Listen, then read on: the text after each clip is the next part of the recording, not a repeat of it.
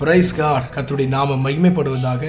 நம்பிக்கையின் வார்த்தை நிகழ்ச்சியின் வாயிலாக இந்த காலை நேரத்தில் உங்களை சந்திக்கிறதுலே கர்த்தருக்கு நான் மிகுந்த மகிழ்ச்சி அடைகிறேன்.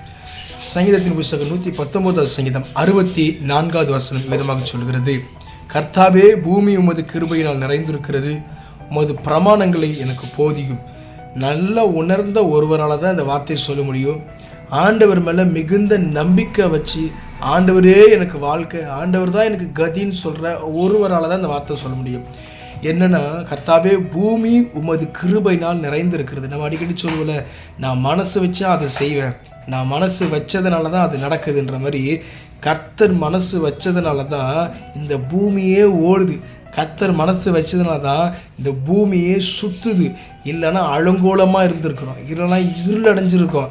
ஆகையினால சங்கீதக்காரனை தாவீது சொல்லுகிறாரு, கர்த்தாவே, பூமி உங்கள் கிருபையினால், உங்கள் இரக்கத்தினால, உங்கள் சித்தத்தினால, உங்கள் மகிமையினால் நிறைந்திருக்கிறது.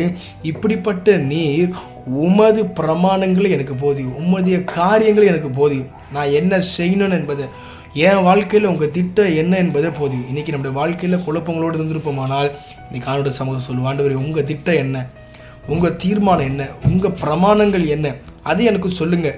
நான் அப்படி நடக்கிறேன், நான் அப்படி வாழ்கிறேன். ஏதோ ஏனதானன்னு வாழ்கிறது இல்லை, ஏதோ காலையில் இருந்தோம் வேலைக்கு போகணும் வந்தோம் போகணும் அப்படியே இல்லை.